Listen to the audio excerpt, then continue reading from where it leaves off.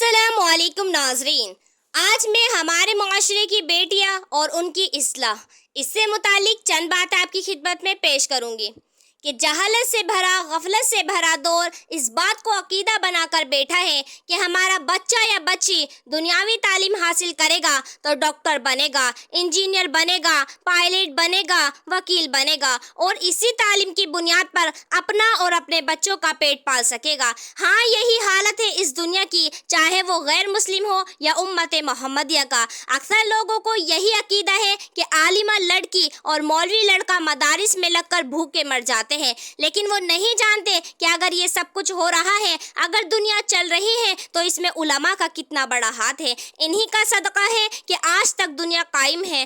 اللہ کی قسم، اگر علماء نہ ہوتے تو ظلم ستم اور جہالت سے بھرا یہ دور نہ جانے کب کا فنا ہو گیا ہوتا۔ میرے پیارے مسلمان بھائیوں اور بہنوں، اگر آپ کے دل میں بھی یہی ہے تو پہلے میں یہی بتاتی ہوں چلو کہ ایک عالم اور جاہل میں کیا فرق ہے۔ تو سنو، 100% جاہلوں میں سے 20% لوگ ایسے ہوں گے جس کو اللہ تعالیٰ کا قرب ہو، ورنہ باقی 80 کے 80% لوگ پوری طرح جہالت میں ڈوبے ہوئے ہیں، چاہے وہ غیر مسلم ہو یا مسلمان۔ اللہ اکبر! چوری کرنا، معصوموں پر ظلم کرنا، گناہوں پر بہتان لگانا، یہاں تک کہ جھوٹ بولنا، اور اسی پر بس نہیں، سیدھی سادی لڑکیوں کو اغوا کر کے ان کے ساتھ زنا کرنا۔ اللہ کی قسم کھا کر کہتی ہوں، تبارک و تعالیٰ نے ایسے لوگوں کے دلوں سے رحم، آنکھوں سے شرم و حیا، جسم سے عاجزی، زبان سے شیری کو ضبط کر لیا ہے۔ وہ نہیں جانتے کہ رحم کیا ہوتا ہے، حیا آخر کس کو کہتے ہیں، جسم کی عاجزی سے کیا فائدہ ہے، میٹھی زبان کیا فائدہ دیتی ہے۔ کیوں؟ اس لیے کہ وہ جاہل ہونے کی وجہ بھی سن لو۔ وجہ یہ ہے کہ آپ نے ان کو بچپن میں دینی تعلیم سے محروم رکھا۔ اب عالم کا فرق سنو کہ 100% عالموں میں سے صرف 20% عالم ایسے ہوں گے جو گمراہ ہو چکے، جن کی وجہ تمام عالم کے علماء کو مجرم ٹھہرایا جاتا ہے۔ 80 کے 80% عالم کی اصلاح میں لگتے ہیں، محنتیں کرتے ہیں، جن کی محنتوں کے عوض اللہ چھوٹے عذاب کو روکے ہوئے ہے۔ اللہ کی قسم، آپ کا وہ بچہ یا بچی جو دینی تعلیم حاصل کرنے کے لیے گھر سے قدم نکالتا ہے، میرے نبی نے فرمایا کہ فرشتے اس کے قدموں کے نیچے پر بچھا لیتے ہیں۔ وہی دوسری جگہ میرے نبی نے حدیث شریف میں ارشاد فرمایا، اور اس کے فرشتے اور تمام آسمان و زمین والے حتیٰ کہ چوٹی سوراخ میں اور مچھلی سمندر کے اندر عالم کے لیے دعا کرتی ہیں۔ اللہ اکبر! اتنی بڑی فضیلت میری ماؤں، اگر یہ حدیث سن کر آپ نہ بدلے تو آپ پر افسوس ہے۔ میرے پیارے مسلمان بھائیوں اور بہنوں، سنو، جو بچے اللہ کے راستے میں دین حاصل کر رہے ہیں ان کو مہمان رسول کا خطاب دیا گیا ہے۔ اللہ تبارک و تعالیٰ ان بچوں کو نہ صرف دینی تعلیم بلکہ ساتھ ہی ساتھ ان کے دلوں میں رحم، ان کی آنکھوں میں شرم و حیا، جسم میں عاجزی، چہروں پر نور، زبان میں ایسی شیری، ایسی مٹھاس کہ صرف 2 الفاظ سے سامنے والوں کو متاثر کر لے۔ اور امت محمدیہ کی بیٹیاں، اللہ اکبر، ان کے جسموں سے کپڑوں کا اتر جانا،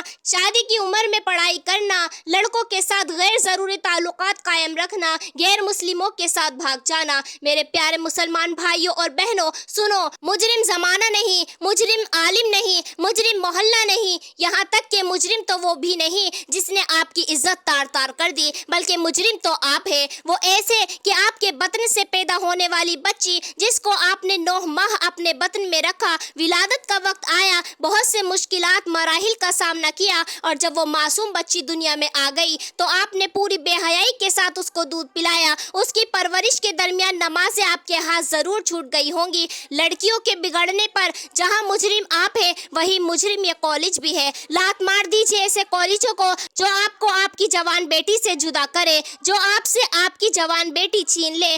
آپ کانوں سے ہٹ کر دل سے سنو، ایک باطل زمانے کی شروعات ہو چکی ہے جس نے پہلا نشانہ آپ کی اولاد کو بنایا ہے۔ اب آپ یہ نہ کہیں کہ ہم نے اپنی بیٹی کو مدرسے میں پڑھانا چاہا تھا لیکن اچھا مدرسہ نہیں مل پایا۔